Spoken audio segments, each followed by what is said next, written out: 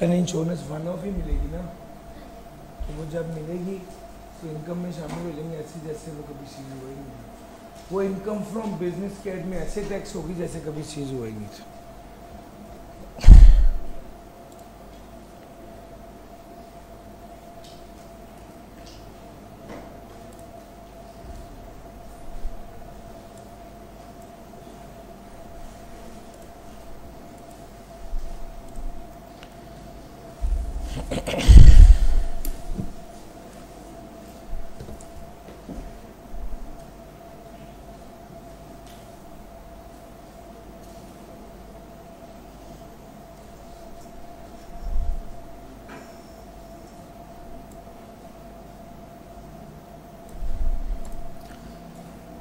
बिस्मिल्लाहिर्रहमानिर्रहीम।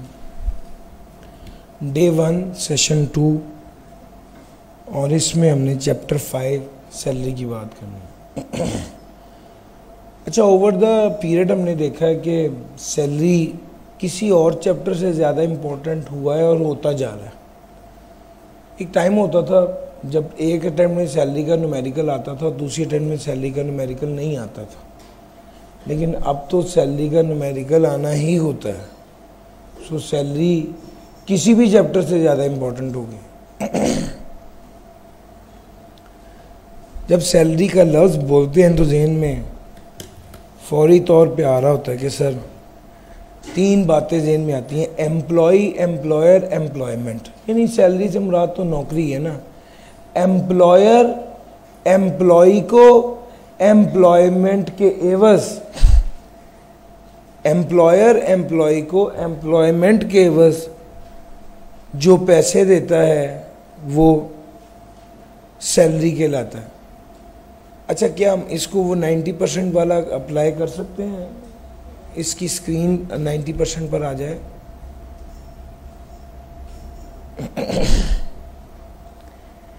Employer employ को employment के अगेंस्ट जो पैसे देता है वो सैलरी होता है। सर जी, सैलरी में क्या क्या शामिल है? सैलरी में जो पैसे एम्प्लॉयर एम्प्लॉय को देता है, जो बेनिफिट्स, जो पैसा, जो सहूलत एम्प्लॉयर एम्प्लॉय को देता है। सर, एम्प्लॉयर एम्प्लॉय का कमर्शियल रिश्ता होता है, याद रखना, कोई एहसास जज्बात नहीं है, सीधी सीधी बात है। एम्प्लॉय एम्प्लॉयर को पैसे कमा के देता है, एम्प्लॉयर उसके एवज उसको पैसे देता है। अगर एम्प्लॉयर ने एम्प्लॉय को कहा कि तुम दुबई घूमाओ फैमिली के साथ, तो वो इसलिए नहीं कहा एम्प्लॉयर ने कि चलो कोई बात नहीं यार, ये कभी मुल्क से बाहर नहीं गया, उसको उस लेवल का फ़ायदा हो रहा है। और ये रिलेशन हमेशा कमर्शियल होता है। सो न्यूमेरिकली जब भी कोई बात आपको टैक्स में कोई बेनिफिट हो तो आपने ये नहीं कहना कि वैसे ही दिया है, वो असल में काम के एवज ही होता है, काम के एवज ही होता है। सर, वो उसको सहूलत दे देता है, वो उसको अलाउंस दे देता है। सर, बाज़ों का तो एम्प्लॉयर एम्प्लॉय को कह देता है तुम खर्चा कर लो, मुझे बिल आके दे देना, मैं तुम्हें पैसे दे दूंगा। क्या मतलब? एम्प्लॉयर ने एम्प्लॉय को, मैं आई कैप में जॉब कर रहा हूँ, आई कैप वालों ने मुझे दुबई भेज दिया है फैमिली ट्रिप पर, 7 लाख खर्चा आ गया, मैं 7 लाख के बिल दिए, आई कैप को 7 लाख के बिल अकाउंट्स ऑफिस में दिए, उन्होंने मुझे 7 लाख मुझे दे दिया। ये जो बिल प्रेजेंट करके पैसे वापस लिए ना, इसको कहते हैं रीइंबर्समेंट। क्या कहते हैं सर जी? रीइंबर्समेंट। सर जी, बेनिफिट्स 2 तरह के हैं, एक परक्विजिट है और एक अलाउंस। परक्विजिट होती है सहूलत, परक्विजिट होता है सहूलत, अलाउंस होता है रुपए। अगर मेरा एम्प्लॉयर मुझे कहता है कि तुम्हारा इलाज फ्री होगा, तो सर ये इलाज की सहूलत है। और अगर मेरा एम्प्लॉयर मुझे कहता है कि तुम्हें 20,000 रुपया पर मंथ अदा किया जाएगा, सर ये जो 20,000 पर मंथ मेडिकल के लिए अदा किया जा रहा है ना, ये अलाउंस है। तो आसान अल्फाज में अलाउंस से मुराद है पैसा, परक्विजिट से मुराद है सहूलत। अगर मेरा एम्प्लॉयर मुझे गाड़ी दे देता है तो वो सहूलत है, अगर मेरा एम्प्लॉयर मुझे घर दे देता है तो वो सहूलत है। अगर मेरा एम्प्लॉयर मेरे बिजली पानी गैस के बिल दे देता है तो ये सहूलत है। और अगर मेरा एम्प्लॉयर कहता है गाड़ी के 20,000 ले लो पर मंथ, ये अलाउंस है। मेडिकल के 30,000 ले लो पर मंथ, अलाउंस है। घर का 1 लाख ले लो पर मंथ, ये अलाउंस है। जहां पर पैसा आएगा वहां पर अलाउंस आ जाएगा। जहां पर सहूलत है असल में ये परक्विजिट है। सर सहूलत परक्विजिट दो तरह की होती है, एक कैश और एक अदर देन कैश। अगर मेरा एम्प्लॉयर मेरा बिजली का बिल अदा कर रहा है, बिजली का बिल 50,000 आया, मेरे एम्प्लॉयर ने अदा कर दिया, तो सर ये सहूलत कैश में कैलकुलेट हो गई, कैश में ही थी, तो ये तो परक्विजिट इन कैश है। दूसरे नंबर पे आ गया मेडिकल फैसिलिटी। मेडिकल फैसिलिटी, अगर मेरा एम्प्लॉयर कहता है तुम्हारा इलाज होगा और मेरा एम्प्लॉयर इंश्योरेंस करवाता है, मेरी हेल्थ इंश्योरेंस, और वो 50,000 रुपया देता है, तो सर ये मेडिकल फैसिलिटी है।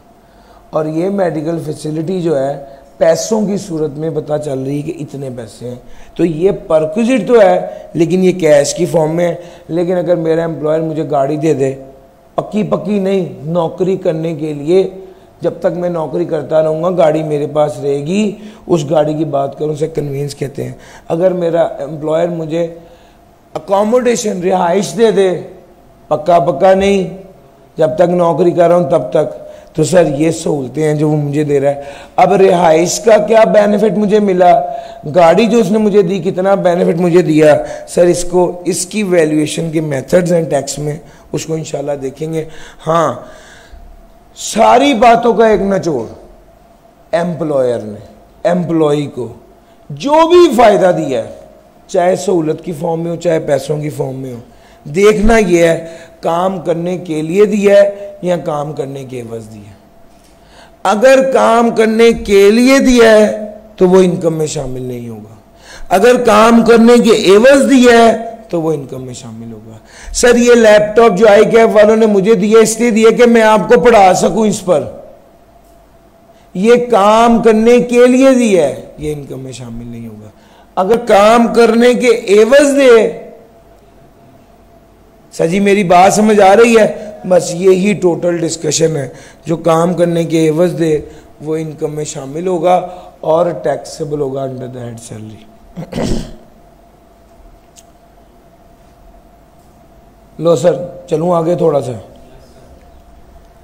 सर आई कैप ने मुझे एम्प्लॉयमेंट ऑफर की, मैंने उन्हें डिमांड रखी, ये डिमांड जो मैंने आई कैप से की है, आई कैप ने वो एक्सेप्ट कर ली और मुझे बता दिया कि इतने पैसे, फॉर एग्जांपल लेट से, समझाने के लिए बता रहा हूँ, लेट से 1 मिलियन मैंने आई कैप को चार्ज किया है कि मैं आई कैप में नौकरी करने पर राजी हो गया हूँ, तो कॉन्ट्रैक्ट ऑफ एम्प्लॉयमेंट में एंटर होने के जो पैसे हैं वो मेरी इनकम में शामिल होंगे। फॉर एग्जांपल अगर आई कैप ने कहा कि आपने एडमिनिस्ट्रेशन भी देखनी है और बच्चों को लेक्चर्स भी देने हैं, अब मैं तो लेक्चर देता हूं, मैं तो एडमिनिस्ट्रेशन नहीं देखता। आई कैप ने जो शर्त लगाई, कंडीशन लगाई, मैं उसके मुताबिक उन्हें कहा कि जी मैं 5 लाख रुपए एडमिनिस्ट्रेशन देखने के भी लूंगा। ये जो मैंने उनकी शर्त मानने और उनके कहने पर चेंजेस को एक्सेप्ट किया है, इसके एवज जो पैसे लूंगा वो भी मेरी इनकम में शामिल होके टैक्स होगा। आई कैप ने यह भी कहा कि आप जब तक आई कैप में पढ़ा रहे हो आप किसी और इंस्टीट्यूशन में नहीं पढ़ाओगे, रिस्ट्रिक्शन लागू कर दिया। सर ये रिस्ट्रिक्शन जो है ये भी इसके वाले से जो पैसे मैंने लिए हैं वो भी इनकम में शामिल होंगे।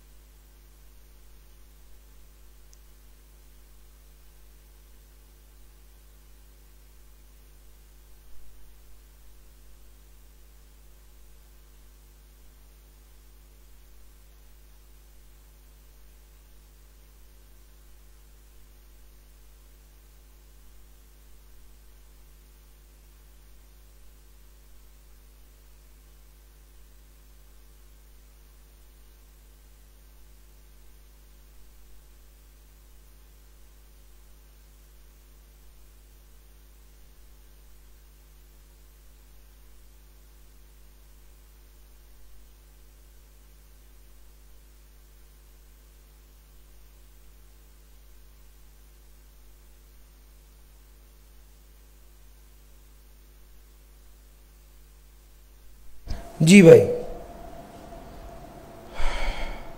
हम कहां पर थे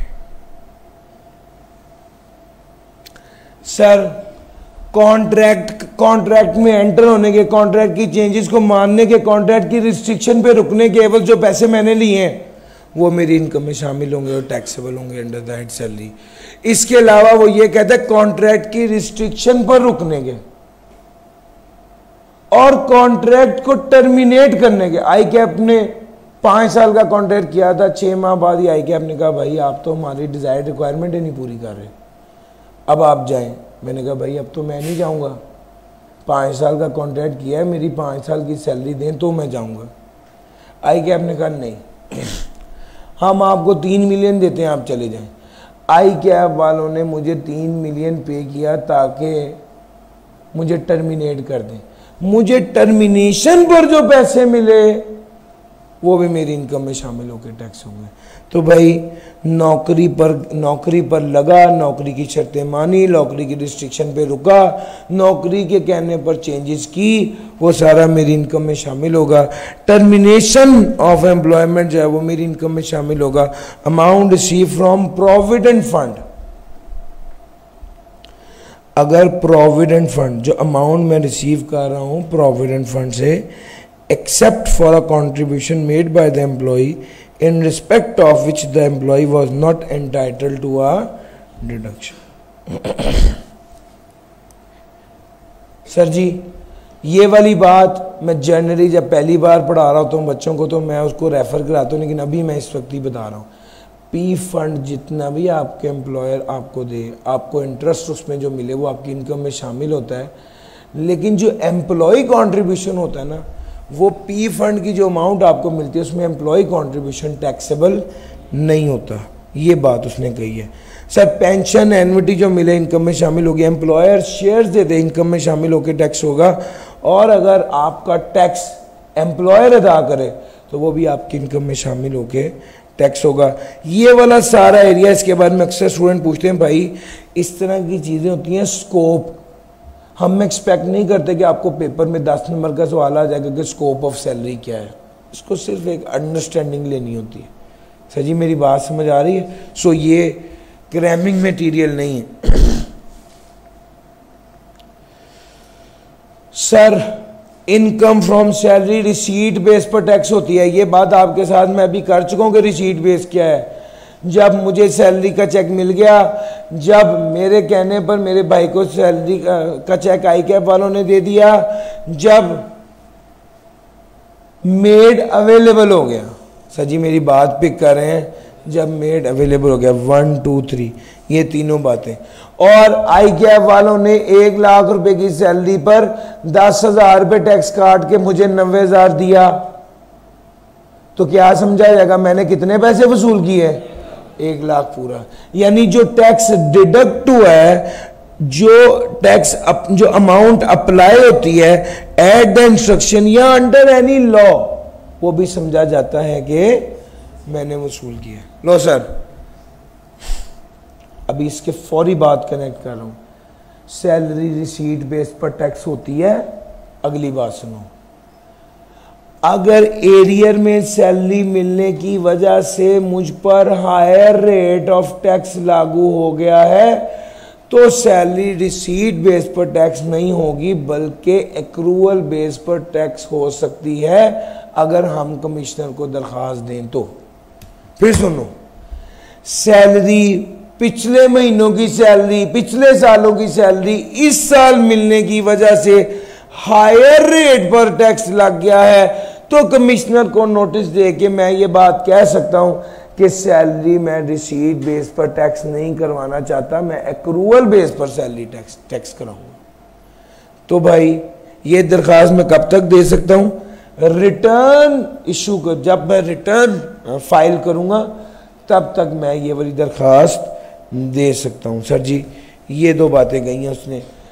आमतौर पे सैलरी रिसीट बेस पर टैक्स होगी अगर आपको पिछले सालों की सैलरी इस साल मिली है और आपको उसकी वजह से हायर रेट पर टैक्स लग रहा है, तो आप टैक्स दरखास्त देंगे और कहेंगे कि मैं रिसीट बेस पर टैक्स नहीं देना चाहता बल्कि एक्रूअल बेस पर टैक्स देना चाहता हूँ। कमिश्नर को ये नोटिस दे दिया जाएगा। अब देखना जरा, अगर सैलरी थी 1,00,000 की, 2022 में 8 महीने की सैलरी मिली और 4 महीने की सैलरी नहीं मिली, तो रिसीव कितना हो गया? 8 लाख। एक्रू कितना हो गया सर जी? एक्रू कितना हो गया? एक्रू हो गया 12 लाख। यानी कमाए सर, एक होता है एक्रूवल बेसिस, एक्रूवल का मतलब होता है कमाए कितने, और एक होता है रिसीट बेसिस, रिसीट का मतलब होता है वसूल कितने की है। सर जी अगर 8 माह की सैलरी मैंने वसूल की है और काम पूरे 12 माह की है, यानी 4 माह की सैलरी अभी रिसीवेबल है, तो एक्रू तो 12 माह की भी है, लेकिन आपको पता है सैलरी किस बेस पर टैक्स होती है? रिसीट बेस पर। यानी सैलरी पे टैक्स रहेगा 5 लाख। और अगले साल, अब अगले साल की बात करता हूं, 2023 में 12 माह की सैलरी वसूल की है इस साल की, और 4 माह की पिछले साल की भी वसूल की, तो टोटल कितनी वसूल की? 16 लाख रुपए। अब सैलरी रिसीट बेस पर होती है टैक्स, किस बेस पर टैक्स होगी? 16 लाख पर कितना बन गया? 65,000। बिस्मिल्लाह।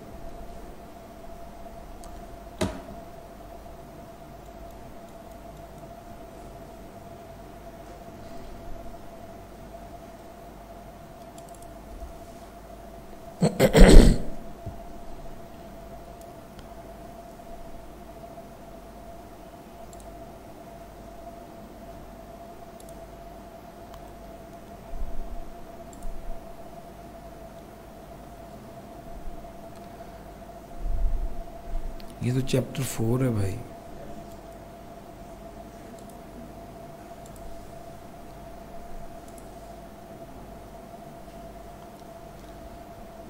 मुझे एक बार ऑनलाइन बताइएगा कि स्क्रीन ठीक आ रही है।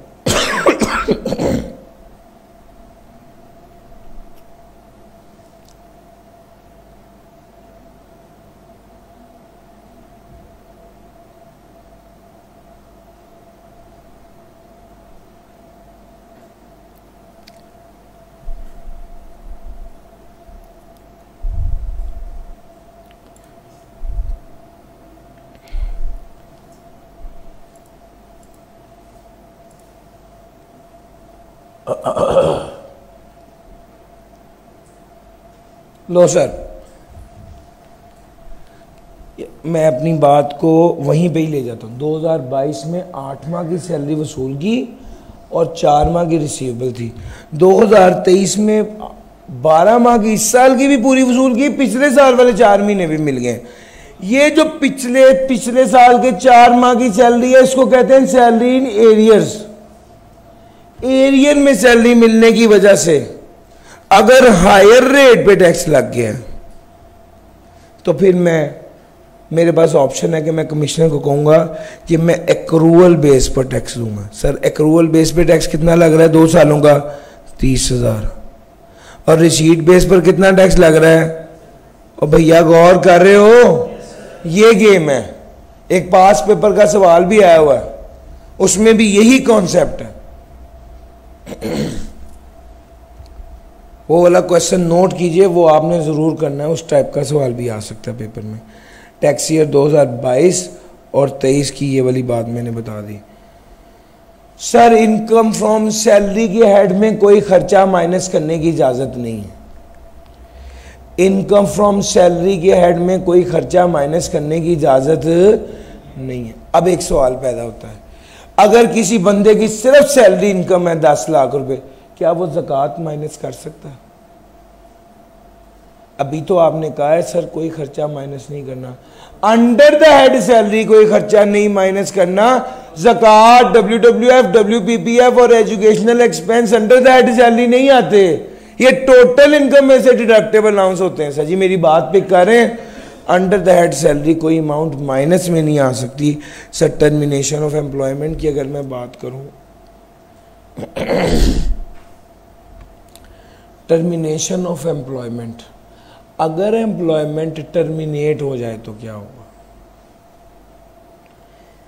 Where compensation is received. अब मैंने टर्मिनेशन की स्टोरी आपको सुना दी है कि टर्मिनेशन की असल स्टोरी ये है कि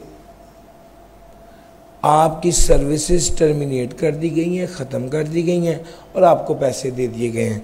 सर टर्मिनेशन जब हो जाती है तो फिर क्या होता है? मैंने जब आपको सेपरेट ब्लॉक आइटम बताया था तो 5 चीज़ें बताई थी, याद है सर? उसमें सबसे पहली चीज़ थी टर्मिनेशन बेनिफिट। इस पर सेपरेट रेट लगेगा।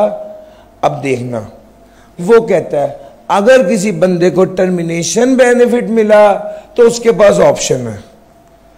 टर्मिनेशन बेनिफिट का नाम गोल्डन हैंडशेक पेमेंट भी होता है, इसका एक और नाम एक्स ग्रेशिया पेमेंट भी होता है।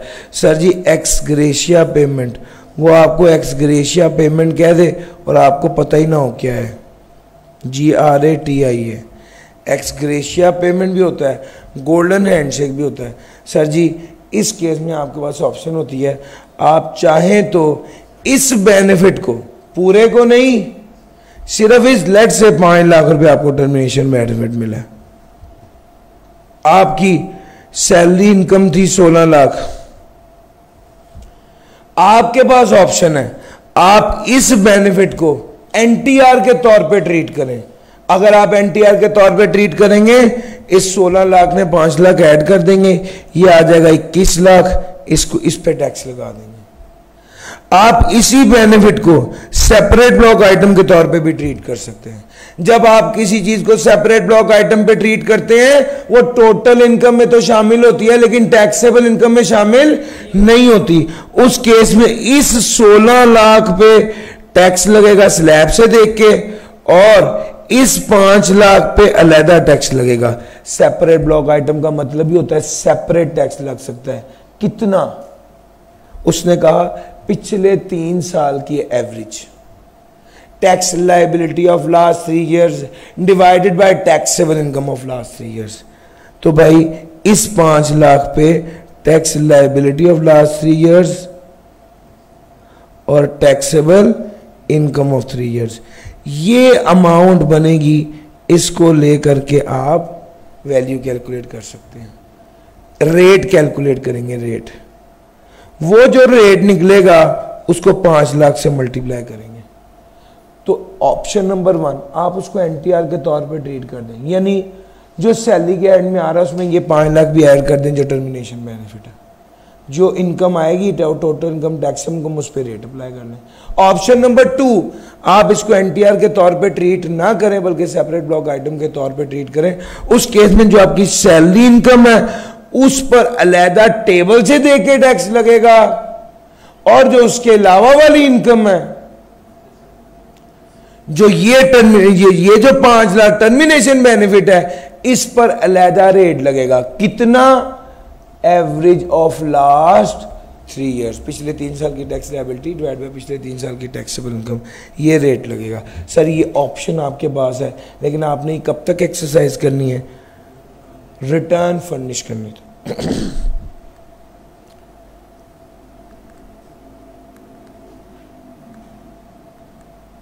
सर जी कब समझा जाएगा कि आपने कोई बेनिफिट वसूल कर लिया? सर मुझे ICAP वालों ने घर दिया, कब समझा जाएगा ये घर मैंने वसूल कर लिया?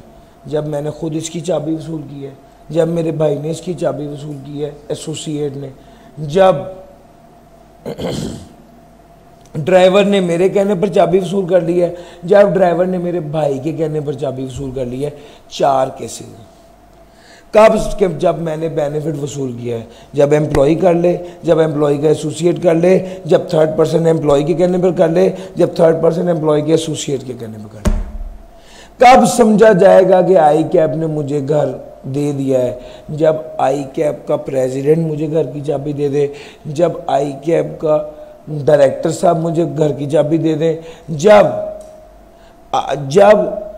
ICAP का ऑफिसर प्रेसिडेंट के कहने पर मुझे घर की चाबी दे दे, जब ICAP का ऑफिसर डायरेक्टर के कहने पर, यार मेरी बात समझ आ रही है, एम्प्लॉय का एसोसिएट 3rd पर्सन एम्प्लॉय के कहने पर, 3rd पर्सन एम्प्लॉय के एसोसिएट के कहने पर चीज वसूल करे और जो दे रहा है एम्प्लॉयर, एम्प्लॉयर का एसोसिएट, थर्ड पार्टी एम्प्लॉयर के कहने पर, थर्ड पार्टी एम्प्लॉयर के एसोसिएट के कहने पर। सजी बात समझ में आ गई? ये 8 लोग हो गए। 9वीं बात उसने कही है पास्ट एम्प्लॉयर और प्रोस्पेक्टिव एम्प्लॉयर। पास्ट एम्प्लॉयर कौन है? जो पहले एम्प्लॉयर था। और प्रोस्पेक्टिव एम्प्लॉयर कौन है? जो बाद का एम्प्लॉयर। जो यानी मिसाल के तौर पे मैं अभी ICAP में पढ़ा रहा हूँ, मेरी ICMA से बात हो गई, इसके बाद मैं ICMA ज्वाइन कर लूँगा, तो ICMA मेरा प्रोस्पेक्टिव एम्प्लॉयर हुआ। लो सर, अभी मैंने परक्विजिट की बात की थी और आपको बताया था कि परक्विजिट में बेनिफिट्स कुछ तो कैश में होते हैं और कुछ नॉन कैश होते हैं। सर जी, जो बेनिफिट्स नॉन कैश होते हैं उनकी वैल्यूएशन के लिए टैक्स के रूल्स हैं। जैसे कन्वेंस, कन्वेंस एक बेनिफिट है। कन्वेंस की वैल्यू क्या होगी? जो कि किसी एम्प्लॉय की इनकम में शामिल होकर टैक्स होगी।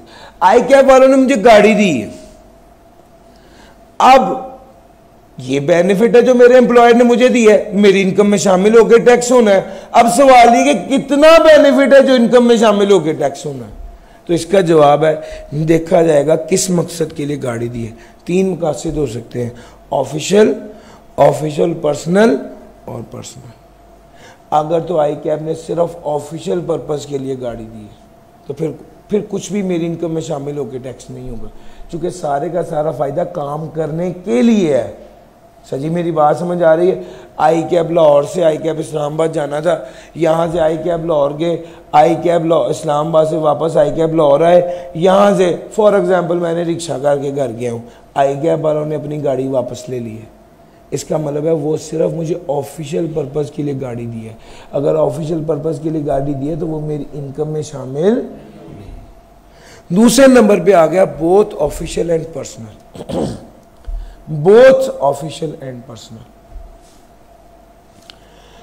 ICAP वाले कहते हैं कि आप इस्लामाबाद जाके घर चल जाएं, घर में भी बच्चों को भी गाड़ी पे घुमाए फिरें, ऑफिशियल काम भी कर लें, घर में भी घुमाए फिरें। ये बोथ ऑफिशियल और पर्सनल है। इस केस में 5% अमाउंट शामिल होगी। और अगर सिर्फ पर्सनल, ICAP वालों ने मुझे 2 गाड़ियां दी हैं। एक गाड़ी सिर्फ घर होती है, मिसेज ने, बच्चों ने स्कूल जाना है, सफारे पे जाना है, उसके लिए, वो प्योरली पर्सनल है। उस केस में 10% इनकम में शामिल होता है।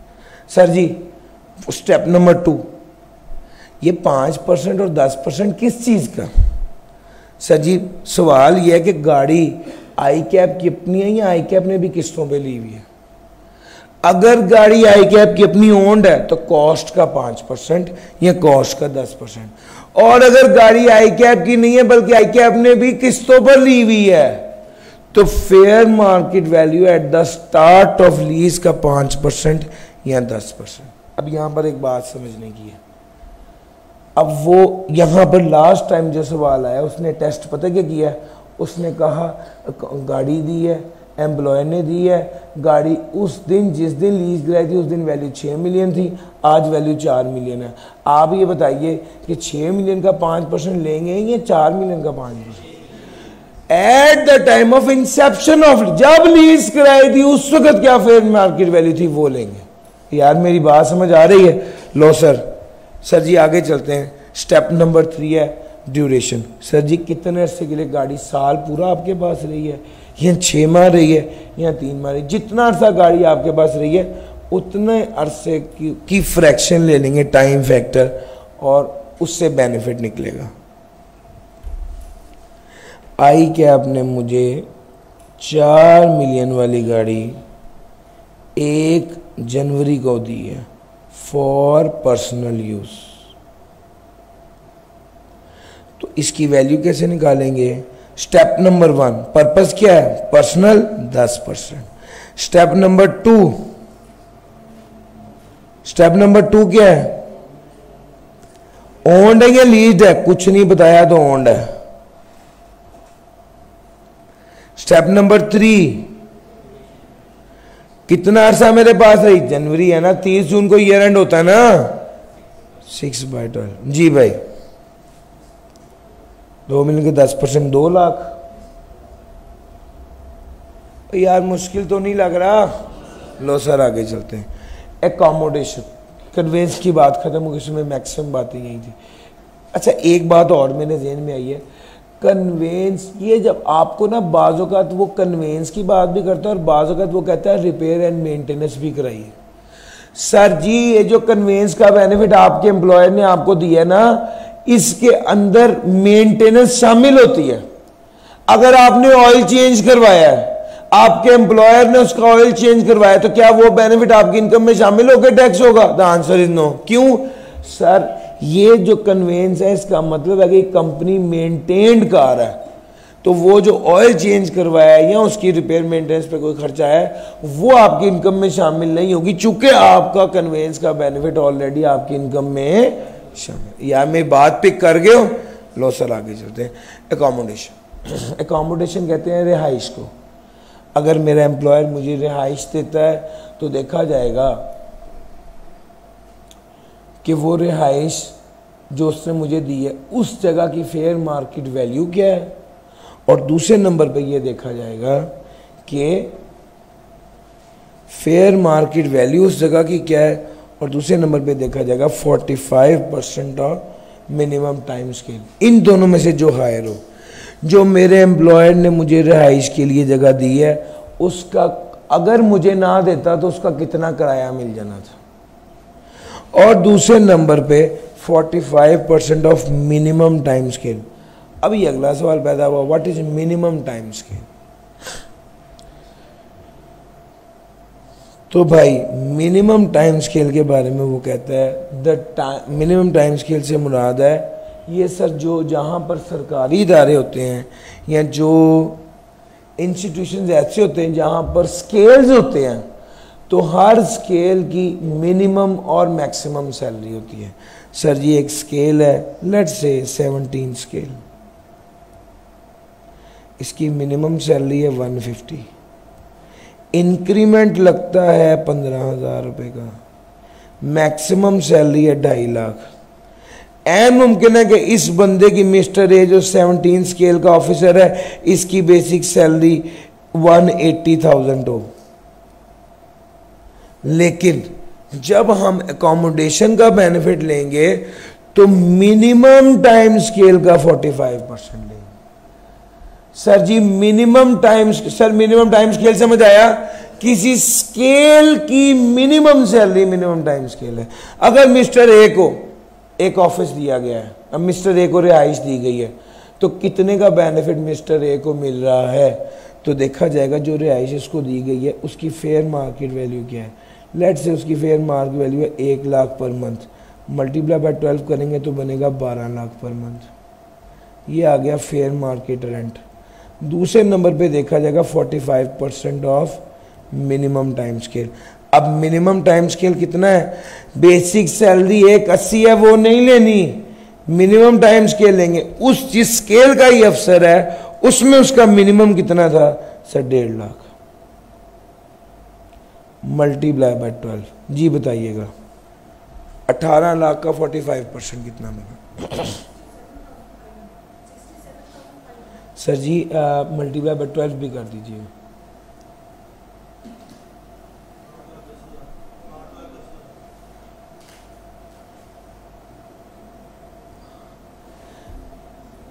$1,80,000 रुपये का सर 1.8 मिलियन का 45% लेना है। ज़रा कंफर्म कर दीजिए, 8,10,000 ही बन रहा है। मुश्किल बात पूछ ली मैंने। सर जी 1.5 लाख को मल्टीप्लाई बाय 12 करेंगे तो 1.8 मिलियन ही बनेगा ना। 1.8 मिलियन का 45% ले लीजिए। तो भाई whichever is higher, 12 lakh और 8,10,000, whichever is higher, higher है 12 लाख, तो 12 लाख उसकी इनकम में शामिल होकर टैक्स होगा। ये एकोमोडेशन के वाले से बात ही। बाज़ औक़ात रूरल एरिया में या अंडर डेवलप्ड एरिया में किसी को रिहाइश मिली होती है तो इस केस में 45% ऑफ मिनिमम टाइम स्केल की बजाय 30% ऑफ मिनिमम टाइम स्केल होता है। लेकिन ये 30% हमने तब लेना है सिर्फ और सिर्फ तब जब उसने सवाल में एक्सप्रेसली बताया हुआ। सर अगली बात है यूटिलिटीज एंड डोमेस्टिक सर्वेंट। अगर आपका एम्प्लॉयर है वो आपको कहता है तुम्हारा बिजली का बिल मैं दूंगा, बिल आ गया 1 लाख रुपए का, एम्प्लॉयर ने कहा था सारा मैं दूंगा, 1 लाख रुपए एम्प्लॉयर ने दिया, कितना टैक्सेबल होगा? सर जी बिल एम्प्लॉयर ने दिया है, जितना फायदा एम्प्लॉयर ने एम्प्लॉय को दिया इनकम में शामिल होकर टैक्सेबल होगा। एक उसने कहा सारा बिल मैं दूंगा, सारे का सारा टैक्सेबल होगा। केस नंबर 2, एम्प्लॉयर ने कहा 50% मैं दूंगा, बिल आया 1 लाख रुपए का, एम्प्लॉयर कितना पे करेगा? 50,000 रुपये। टैक्सेबल कितना होगा? मुश्किल तो नहीं है भाई। तीसरा केस, अगर एम्प्लॉयर ने कहा 10% मैं दूंगा, सर एम्प्लॉयर ने कितना दिया? 10,000 टैक्सेबल होगा। हाँ, अगर एम्प्लॉयर ने कहा तुम 10,000 रुपये करो, ऊपर जितना होगा वो मैं दूंगा, बिल आ गया 1 लाख रुपए, एम्प्लॉयर ने कितना दिया? 90,000।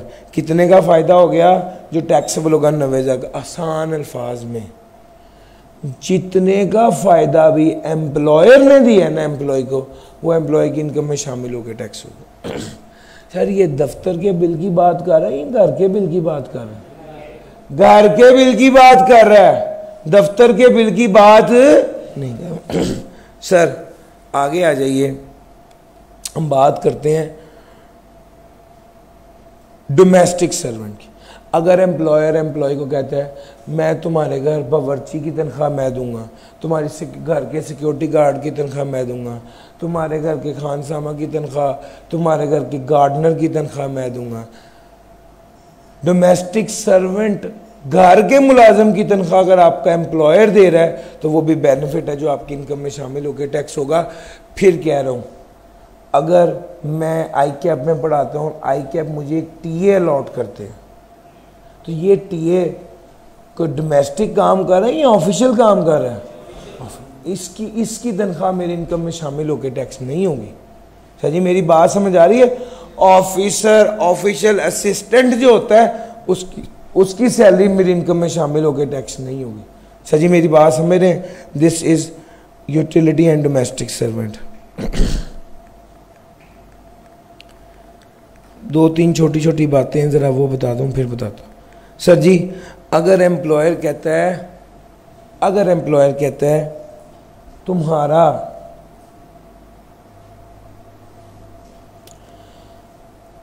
मैं पे बात रुक गई।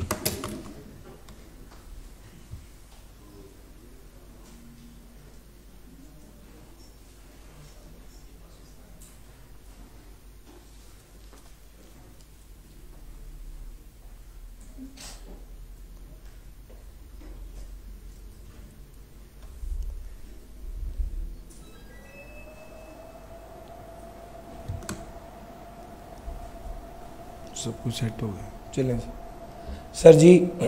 अगर मैं फॉर एग्जांपल बैरिया टाउन में जॉब करता हूं और अपने एम्प्लॉयर को कहता हूं कि ये कॉर्नर का प्लॉट मुझे दे दें, और मेरा एम्प्लॉयर कहता है कि जनाब ये प्लॉट 10 करोड़ रुपए का है, तो मैं कहता हूं सर जी ये प्लॉट आप मुझे गिफ्ट कर दें। मेरा एम्प्लॉयर मुझे वो प्लॉट दे देता है, तो उसने मुझे कितने का फ़ायदा दिया? 10 करोड़ रुपए का फ़ायदा मेरी इनकम में शामिल होकर टैक्स होगा। एक केस है कि मेरा एम्प्लॉयर कहता है 10 करोड़ रुपए का प्लॉट है, क्या तबीयत ठीक है कि तुम्हें 10 करोड़ का प्लॉट दे दूं? तो सर फिर मैंने कहा जी आप इस तरह करें, फिर मुझे 8 करोड़ का दे दें। उन्होंने कहा ये ठीक है।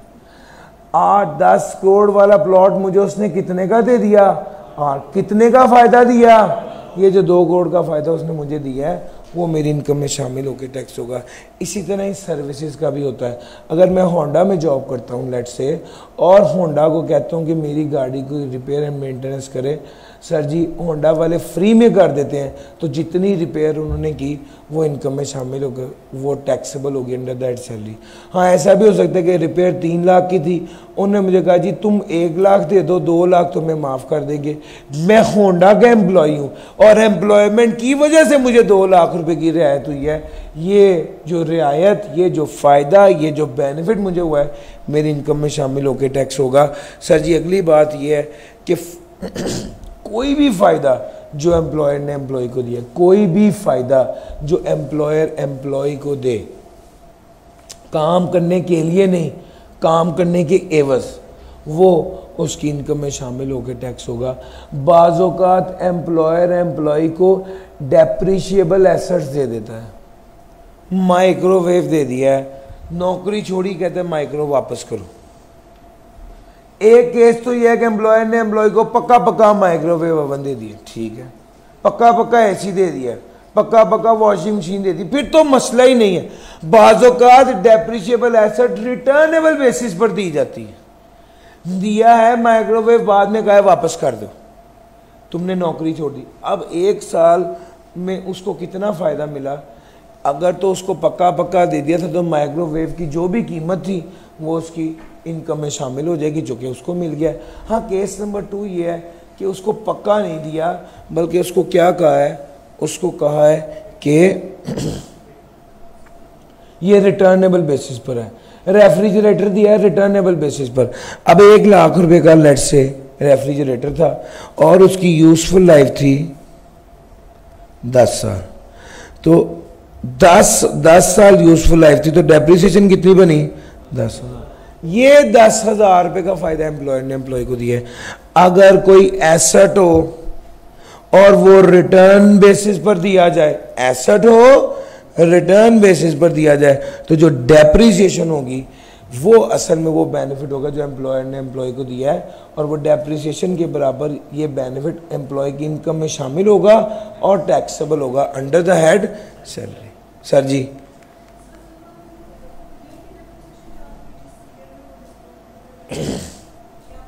जितने अरसे के लिए मिला ये बेनिफिट है। सर जी, अगली बात जो आपको बताने लगा हूं, इस यूनिट की सेकंड यूनिट की सबसे ट्रिकी बात है, ध्यान से समझिएगा। ये जो टॉपिक है इसका नाम है इंटरेस्ट फ्री या कंसेशनल लोन। इंटरेस्ट फ्री या कंसेशनल लोन। इसमें एक इंटरेस्ट फ्री लोन, मैंने अपने एम्प्लॉयर से 20 मिलियन का लोन लिया। अब 3 तरह के अरेंजमेंट हो सकते हैं। मेरा एम्प्लॉयर बहुत अच्छा आदमी है तो मुझे वो लोन इंटरेस्ट फ्री दे देगा। मेरा एम्प्लॉयर बस दरमियाना ही आदमी है तो मुझे रियायती लोन दे देगा। 10% बेंचमार्क रेट है। अगर 10% से कम इंटरेस्ट लेकर मुझे लोन दे दे तो फिर मैं ऐसे एम्प्लॉयर को अच्छा ही कहूंगा ना। अगर इंटरेस्ट फ्री दे दे फिर तो बहुत ही अच्छा है। और अगर 10% बेंचमार्क रेट है और वो कहे नहीं मैं 12% पे तुम्हें लोन दूंगा, फिर अल्लाह पाक शुक्र, ठीक है। यानी इस केस में एम्प्लॉयर एम्प्लॉय को अगर इंटरेस्ट फ्री लोन देगा तो उसने एम्प्लॉयर ने कितने का फायदा दिया? 10% के हिसाब से एम्प्लॉयर ने एम्प्लॉय को फायदा दिया। अगर कंसेशनल लोन देगा उसने 4% के हिसाब से 4% पर लोन दिया है, फायदा कितने परसेंट का दिया है? 6% का दिया है। इनकम में शामिल होकर टैक्स होगा। पॉइंट नंबर 3, अगर उसने 12% के हिसाब से लोन दिया तो भैया उसने पैसे कितने वसूल करने हैं? 24 लाख रुपए, 24 लाख उसने वसूल करना है। 20 मिलियन का लोन है तो 2.4 मिलियन उसने वसूल करना है। हाँ, कितना बेनिफिट दिया है? केस नंबर 1 में इंटरेस्ट फ्री में 2 मिलियन पूरा ही बेनिफिट था। केस नंबर 2 में 1.2 मिलियन पूरा ही बेनिफिट था। केस नंबर 3 में कोई बेनिफिट नहीं दिया। सर जी मेरी बात समझ आ रही है? कोई बेनिफिट नहीं दिया। हाँ, अब मुझे कितनी पेमेंट करनी पड़ रही है? सर जी केस नंबर 1 में कोई पेमेंट नहीं कर रहा, केस नंबर 2 में मैं, चलो यार 4%,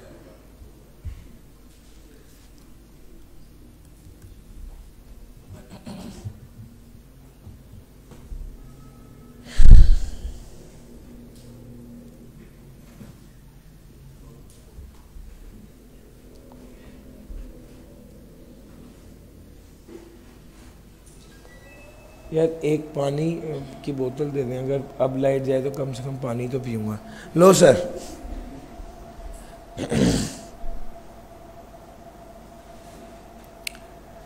कंसेशनल रेट, अब पेमेंट की बात हो रही थी ना, मैं यहां पर था। सर जी 4% दूंगा। अगर 4% पे लोन दिए तो 4% मैं कैश पे कर रहा हूँ और वो कितना बनेगा, 2 मिलियन का 4% 8 लाख। सर केस नंबर 3 सारी पेमेंट ही कराऊंगा, चूंकि लोन ही इंटरेस्ट रेट 12% है तो बेनिफिट तो कुछ भी नहीं मिला, सारे का सारा पे हो रहा होगा। तो भाई एक है इंटरेस्ट फ्री लोन, एक है कंसेशनल लोन और एक है अबव बेंचमार्क लोन। सबसे पहला जुमला ये है, अगर मेरा एम्प्लॉयर मुझे इंटरेस्ट फ्री या कंसेशनल लोन देगा तो इंटरेस्ट फ्री के केस में बेंचमार्क रेट के बराबर उसने मुझे फायदा दिया है। कंसेशनल लोन के केस में बेंचमार्क रेट और एक्चुअल रेट जो उसने चार्ज किया उसके डिफरेंस के बराबर उसने फायदा एम्प्लॉय को दिया है और एम्प्लॉय की इनकम में शामिल होकर टैक्स होगा under the head salary. Yes और नो? अब अगला जुमला सुनो। अगला जुमला यह है कि ये वाली इनकम जो लोन की वजह से उसको उसकी अंडर द हेड सैलरी आई है, ये रूल अप्लाई नहीं होगा। अगर लोन 1 मिलियन तक हो या अगर एम्प्लॉय ने खुद भी इंटरेस्ट वेव कर दिया हो, इन 2 केसेस में अगर एम्प्लॉय ने इंटरेस्ट वेव कर दिया हो या लोन 1 मिलियन तक हो, ये 2 ऐसे केसेस हैं जिस केस में वो कहता है कि आपका कुछ भी taxable under the head salary नहीं होगा। मैंने पहले 2 जुमले बोले हैं। पहला जुमला तो ये कहा है कि भैया अगर इंटरेस्ट फ्री लोन था तो बेंचमार्क रेट के बराबर, और अगर कंसेशनल लोन था तो बेंचमार्क रेट और जितना रेट चार्ज किया उसके डिफरेंस के बराबर फायदा एम्प्लॉयर एम्प्लॉय को देता है और एम्प्लॉय की इनकम में शामिल होगा और टैक्सेबल होगा अंडर द हेड सैलरी। दूसरा पॉइंट मैंने ये कहा था कि ये वाला रूल अप्लाई नहीं होगा, यानी कुछ भी taxable under the head salary नहीं होगा अगर लोन कितना हो, 1 मिलियन तक हो। दूसरा, ये वाली बेनिफिट टैक्सेबल नहीं होगा अगर इंटरेस्ट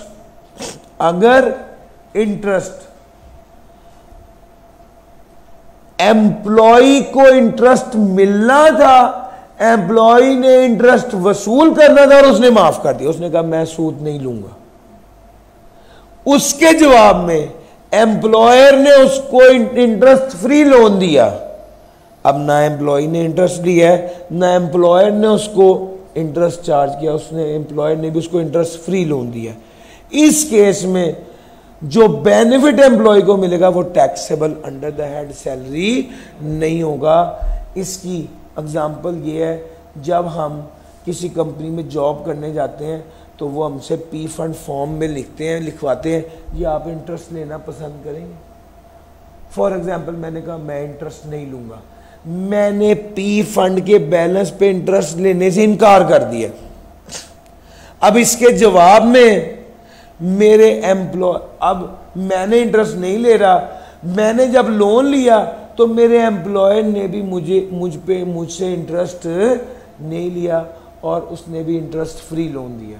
इस केस में मुझे फायदा हुआ, लेकिन ये फायदा टैक्सेबल नहीं हुआ। यार क्या ये बात आपको समझ आई? यस और no?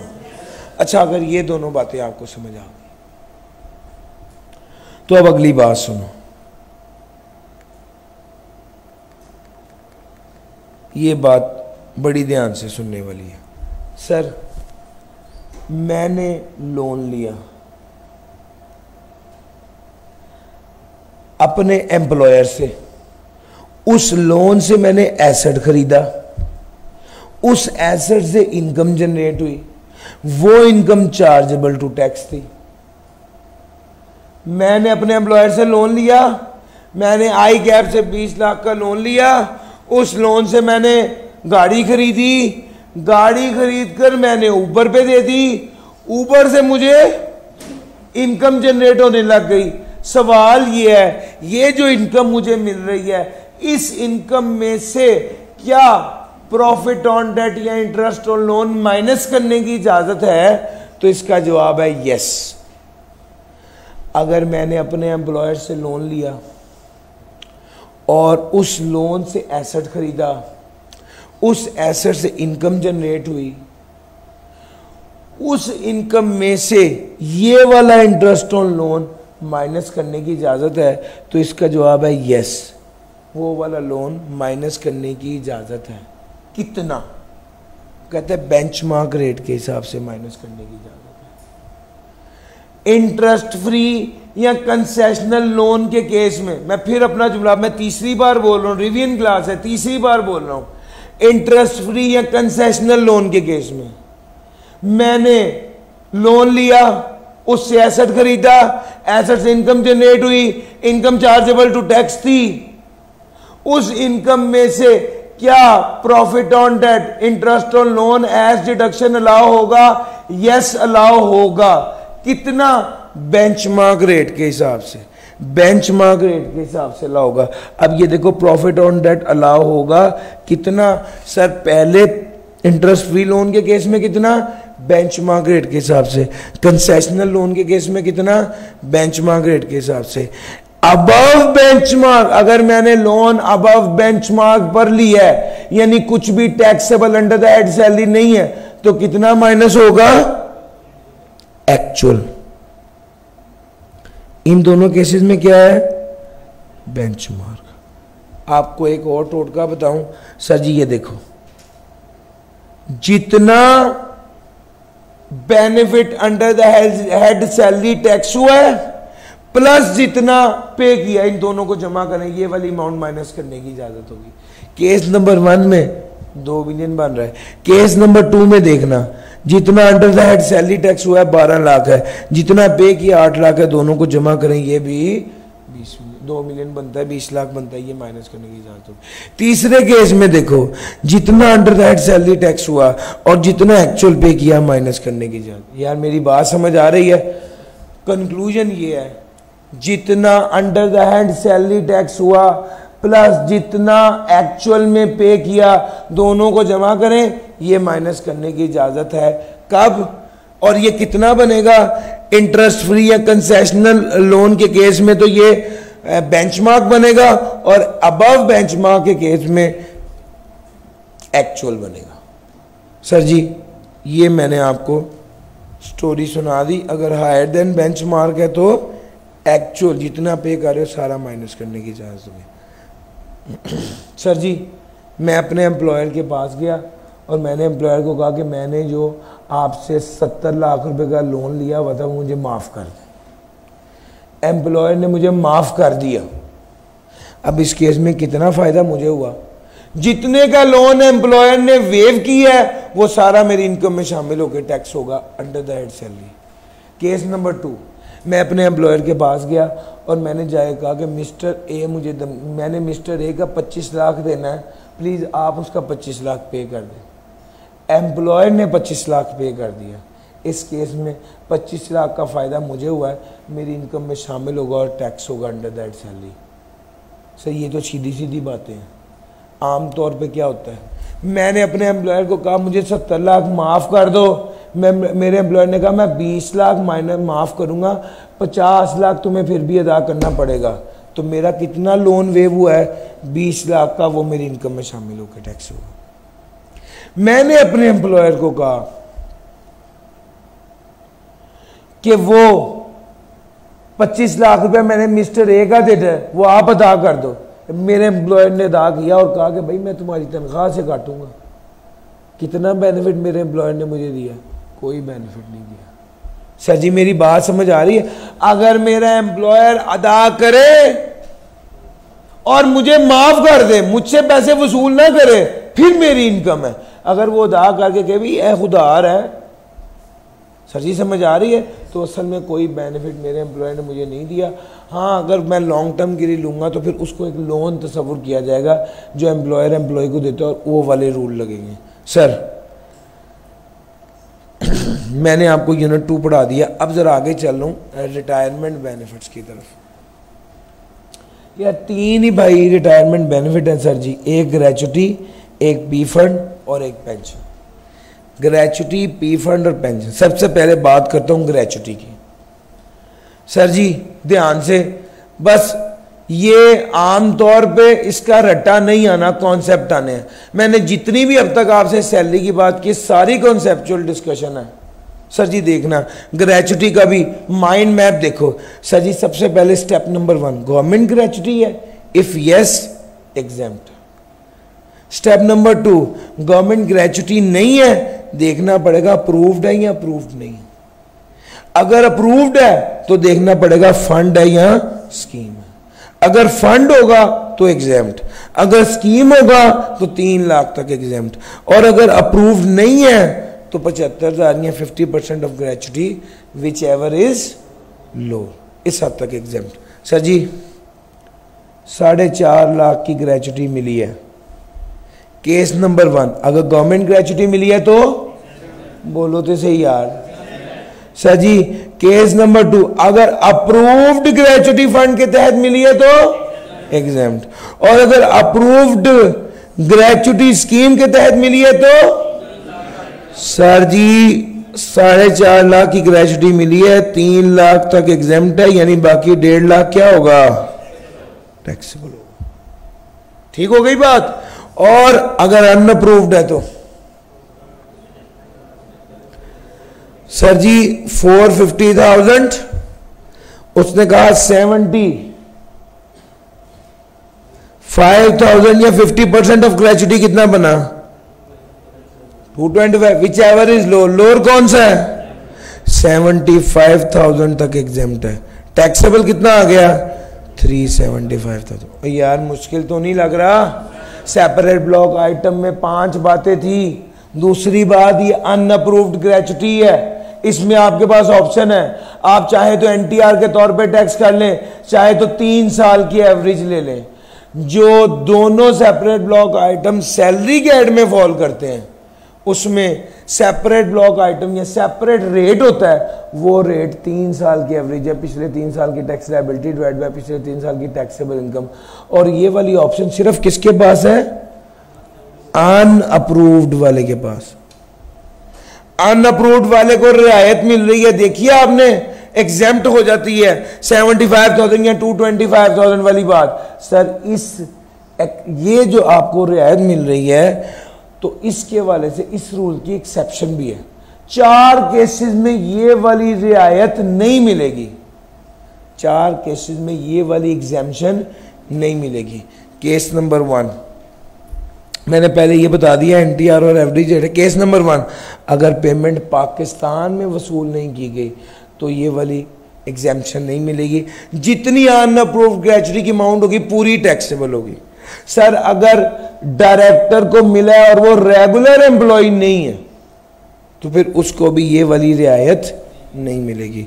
Sir payment receive by non resident, अगर नॉन रेजिडेंट को पेमेंट की गई तो भी ये वाली एग्जेम्पशन नहीं मिलेगी। एग्जेम्पशन है कितनी 75,000, 50% ऑफ ग्रेचुटी, यही बात बढ़ाई है ना। ये वाली रियायत इन 4 लोगों को नहीं मिलनी, एक से ज्यादा ग्रेचुटी, नॉन रेजिडेंट को पेमेंट, पाकिस्तान से बाहर पेमेंट, ऐसे डायरेक्टर को पेमेंट जो रेगुलर एम्प्लॉई नहीं है। सर जी ग्रेचुटी की बात खत्म हो गई। पेंशन में 5 बातें हैं। बात नंबर 1 पेंशन एग्जेम्प्ट।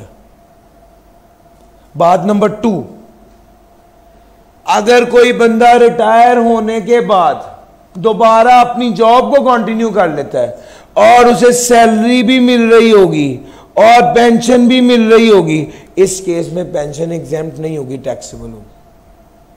बात नंबर 3 अगर मोर देन 1 पेंशन हो तो हायर वाली पेंशन को एग्जेम्प्ट कर देंगे और जो लोअर वाली पेंशन होगी ये टैक्सेबल हो जाएगी। 3 बातें हो गई। बात नंबर 4 अगर किसी बंदे की उम्र 60 साल से ज्यादा है on the first day of tax year तो बस फिर बहस नहीं करनी, उम्र उसकी ज्यादातर गुजर गई है, अब इस पे एग्जेम्प्ट, अब इसकी पेंशन पे टैक्स लगना ही नहीं है भाई। जिसकी उम्र 60 साल हो गई बस ठीक है, वो बोनस ही है। उसके बाद टैक्स सालों के मुताबिक, मैं अपनी बात नहीं कर रहा, for a person over 60 years. अगली बात, हाँ अगर कोई सरकारी मुलाजिम या सरकारी मुलाजिम है या पाक आर्मी, इन 2 तरह के लोगों को, कौन भाई, मैं अपनी बात से नहीं कह रहा, ये देखें जो लिखा हुआ है आपके सामने पेश है, पाकिस्तान का कानून है, मेंबर ऑफ आर्म्ड फोर्सेस यानी पाकिस्तान आर्मी का नुमाइंदा हो या फेडरल प्रोविंशियल गवर्नमेंट का मुलाजिम, वो स्क्रीन देखे कट गई, लेकिन पाकिस्तान आर्मी की बात इस पर भी आ रही है। नो सर, इन केसेस में क्या करना है, एग्जेम्प्ट, बगैर किसी शर्त के एग्जेम्प्ट। 5 बातें थी, एग्जेम्प्ट होगी। बात नंबर 2, नौकरी कंटिन्यू कर ली है, टैक्सेबल होगी। बात नंबर 3, नौकरी कंटिन्यू की है उसी के पास या उसके एसोसिएट के पास। बात नंबर 3, एक से ज्यादा है तो भी हायर वाली एग्जाम दूसरी पे टैक्स लेगा। बात नंबर 4, 60 साल से ऊपर वाले बंदा एग्जाम्प्ट। बात नंबर 6, सरकारी मुलाजिम पाकिस्तान आर्मी का बंदा एग्जाम्प्ट। एक आर्मी का बंदा रिटायर होने के बाद दोबारा आर्मी ज्वाइन करता है और वहां पर जॉब करता है और उसको पेंशन भी मिल रही है और सैलरी भी मिल रही है, क्या पेंशन एग्जाम्प्ट होगी या टैक्सेबल होगी? एग्जाम्प्ट होगी।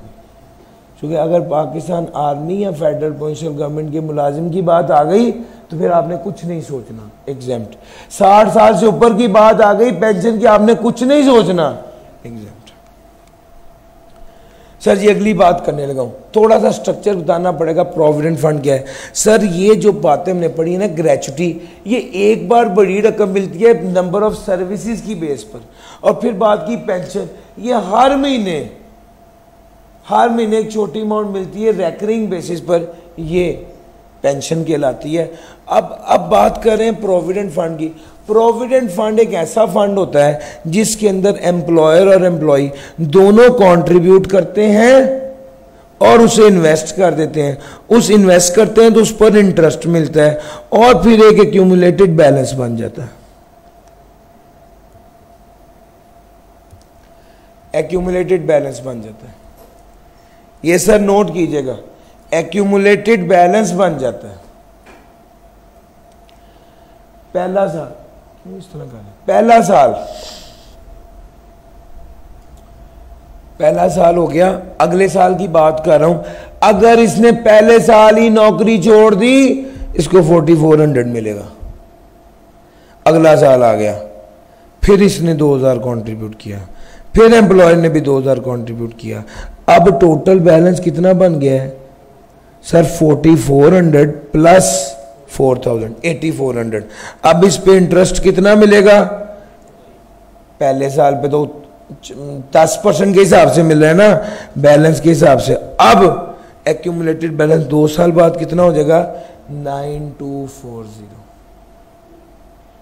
सर जी असल में ये स्ट्रक्चर अगर आपको पता होगा ना, फिर आपको जो प्रोविडेंट फंड है ना उसकी समझ आएगी। सर जी अब जरा देखना, प्रोविडेंट फंड अगर तो गवर्नमेंट एम्प्लॉय है बस फिर कोई बात नहीं सोचनी। गवर्नमेंट एम्प्लॉय के केस में कोई टैक्स है ही नहीं, खत्म। अगर अनरिकग्नाइज्ड पी फंड है, कहीं पर टैक्स नहीं लगेगा। जब बंदा पैसे वसूल करेगा उस वक्त टैक्स लगेगा, पूरी अमाउंट पे नहीं। एम्प्लॉयर कंट्रीब्यूशन प्लस इंटरेस्ट पे टैक्स लेगा, पूरी अमाउंट पे टैक्स नहीं लेगा। आ जाओ जरा उसी एग्जांपल की तरफ चलते हैं। सर जी फॉर एग्जांपल ईयर 2 पे वो बंदा चला गया, अब उसे कितने पैसे मिलेंगे? अगर अनरिकग्नाइज्ड है, टोटल अमाउंट मिलेगा 9240। टैक्सेबल कितनी अमाउंट होगी? सर जी एम्प्लॉयर कंट्रीब्यूशन कितना था? 4000। इंटरेस्ट कितना था? 1240। तो 5240 इस अमाउंट पे टैक्स लगेगा। एम्प्लॉय कंट्रीब्यूशन पे टैक्स नहीं लगेगा। तो एक्यूमुलेटेड बैलेंस जब वसूल करेगा तब कितनी अमाउंट पे टैक्स लगेगा? एम्प्लॉयर कंट्रीब्यूशन प्लस इंटरेस्ट पे, या टोटल अमाउंट में से एम्प्लॉय कंट्रीब्यूशन लेस कर दें, एक ही बात है। या मेरी बात पिक कर गए हो? 9240 में से 4000 ये वाले लेस कर देते एम्प्लॉय कंट्रीब्यूशन, तो भी कितना बनना था? 5240, इधर भी 5240 ही बना। सर जी क्लियर होगी बात? अच्छा जनाब, मैं आपको गवर्नमेंट पी फंड और अनरिकग्नाइज्ड पी फंड पढ़ा चुका। अब जो अगली बात है वो है रिकग्नाइज्ड पी फंड की। सर रिकग्नाइज्ड पी फंड में एम्प्लॉय के केस में गौर करो, कोई ट्रीटमेंट है ही नहीं। एम्प्लॉयर के केस में सिर्फ एक। सर अगर रिकग्नाइज का मतलब होता है मंजूर शुदा, अगर एफबीआर वालों के लिए, एफबीआर वालों के सामने ये मंजूर शुदा है, ये एफबीआर वालों से मंजूर शुदा है, तो जब एम्प्लॉयर कंट्रीब्यूट कर रहा होगा ना तो उस पर टैक्स लगेगा। जब इंटरेस्ट मिल रहा होगा ना तो उस पर टैक्स लगेगा। एम्प्लॉयर कंट्रीब्यूट करेगा, टैक्स लगेगा, लेकिन रियायत है, एग्जाम्प्ट होगा। कितना?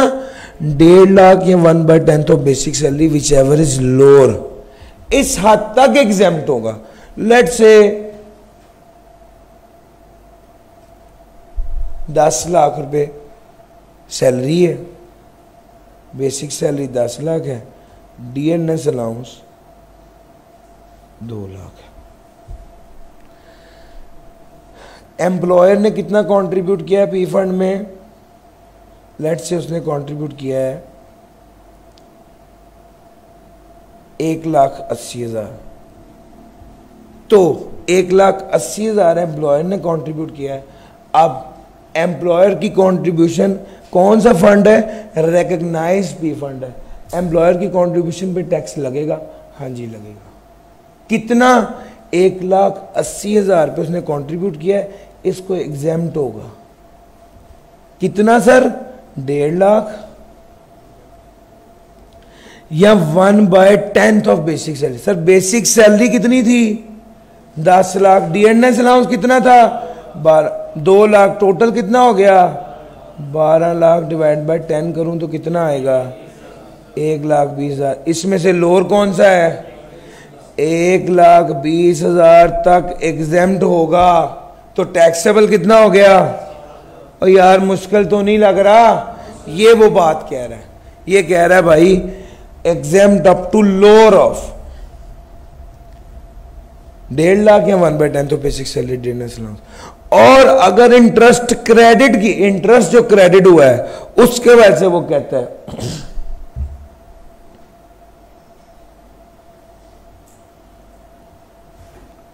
ऑन रिसीट मैंने लिख दिए exempt up to higher of 16% या 1/3 ऑफ बेसिक सैलरी। अगर इंटरेस्ट क्रेडिट हुआ है 6 लाख का, इंटरेस्ट क्रेडिट हो गया है 6 लाख का और कितने परसेंट इंटरेस्ट मिला है? 20%, तो क्या करेंगे? इंटरेस्ट क्रेडिट हुआ है 6 लाख का, इसके रिकॉग्नाइज पी फंड में, इस केस में हम करेंगे क्या? इस केस में हम करेंगे exempt up to higher of. Sir higher of कितना लूं? सर जी interest at the rate of 16% कैसे निकालूं? सर जी अगर 6,20,000 के हिसाब से निकला है तो 6 लाख को डिवाइड बाय 20% करके मल्टीप्लाई बाय 16% करूं तो 16% निकल आएगा। सर जी 6 lakh divide by 20 multiply by 16 क्या? सर जी बताएगा कितना बन रहा? 4,80,000।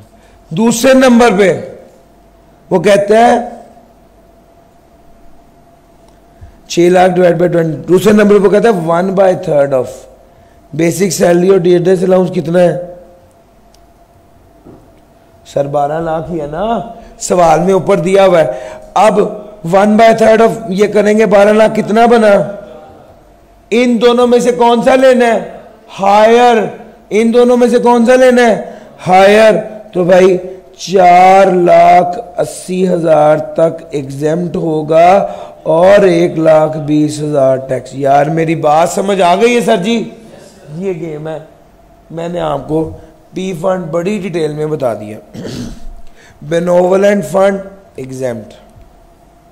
अदर बेनिफिट्स, अदर बेनिफिट्स में बात करता हूं। अगर आपका एम्प्लॉयर रेस्टोरेंट है और आपको फ्री या सब्सिडाइज खाना देता है, आपका एम्प्लॉयर एजुकेशनल इंस्टीट्यूशन है और आपको फ्री या सब्सिडाइज एजुकेशन देता है। आपका एम्प्लॉयर हॉस्पिटल और क्लिनिक है, सर आपका एम्प्लॉयर अगर अस्पताल है और आपका फ्री मेडिकल ट्रीटमेंट है तो एग्जाम्प्ट है। अगर आपका एम्प्लॉयर एजुकेशनल इंस्टीट्यूशन है और आपको एजुकेशन फ्री है, सब्सिडाइज मिलती है तो एग्जाम्प्ट है। आपका एम्प्लॉयर एजुकेशनल इंस्टीट्यूशन है और आपका इलाज करवा रहा है तो ये क्रॉस नहीं चलना। सर जी मेरी बात समझ आ रही है?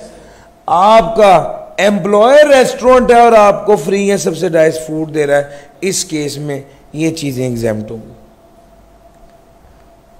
सर मेडिकल अलाउंस एंड रीइंबर्समेंट्स बड़ा आसान एरिया है और पता नहीं क्या बात है कि अगर मैं 50 न्यूमेरिकल देखूं सैलरी के तो 48 में ये वाली एडजस्टमेंट आई होती है, हालांकि ये बहुत आसान है।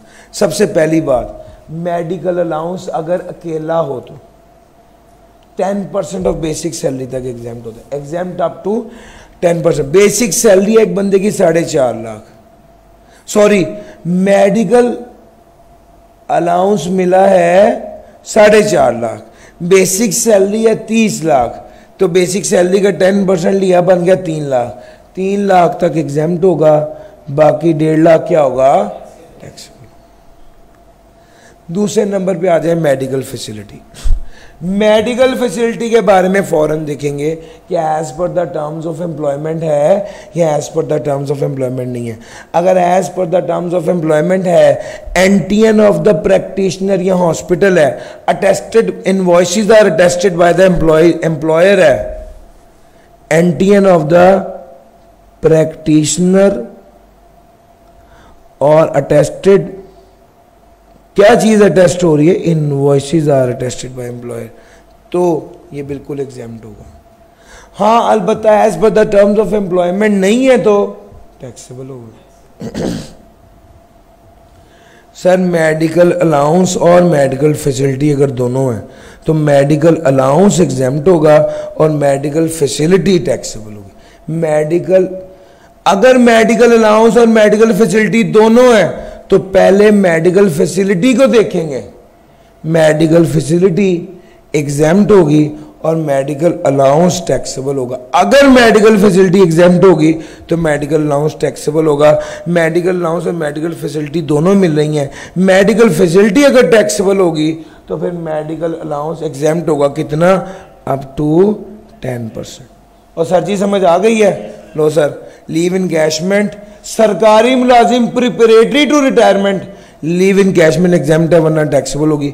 Worker profit participation fund, workers profit participation fund, sir ji ये क्या होगा? एग्जाम्प्ट होगा। Worker profit participation fund, sir ji अभी थोड़ी देर पहले बात की थी, उस वक्त देने वाला हाथ था, खर्चा किया था, माइनस करने की इजाजत थी। इस वक्त लेने वाला हाथ, सर जी मेरी बात समझ आ रही है? इसलिए वो कहता है वर्कर प्रॉफिट पार्टिसिपेशन फंड जो है वो एग्जाम्प्ट होगा, जिसको मिल रहा है उसको एग्जाम्प्ट होगा। अगर फुल टाइम टीचर या रिसर्चर हो, अगर फुल टाइम टीचर या रिसर्चर हो, काम कहां करता हो? नॉन प्रॉफिट एजुकेशनल इंस्टीट्यूशन में, बोर्ड ऑफ एजुकेशन या यूनिवर्सिटी जो एचईसी से अप्रूव्ड हो, दो बातें, या गवर्नमेंट ट्रेनिंग इदारों में। इन इदारों में काम करने वाला फुल टाइम टीचर क्या होगा? उसकी जितनी सैलरी इनकम होगी उस पर जितना टैक्स बनेगा उसका 25% माफ होगा। सर जी ध्यान से, उसकी जितनी सैलरी इनकम होगी उस पर जितना टैक्स बनेगा उसका 25% माफ होगा। अगर एक बंदा टैक्स ईयर के दौरान पाकिस्तान से बाहर जाता है और फिर बाहर ही रह जाता है तो बाहर के मुल्क में जितनी सैलरी कमाएगा वो एग्जाम्प्ट होगी, टैक्सेबल नहीं होगी। अगर कोई बंदा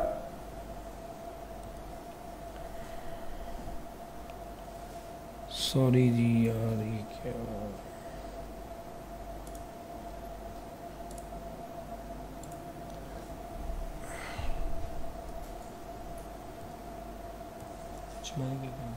हमारा 1:30 तक टाइम है या 1 तक है?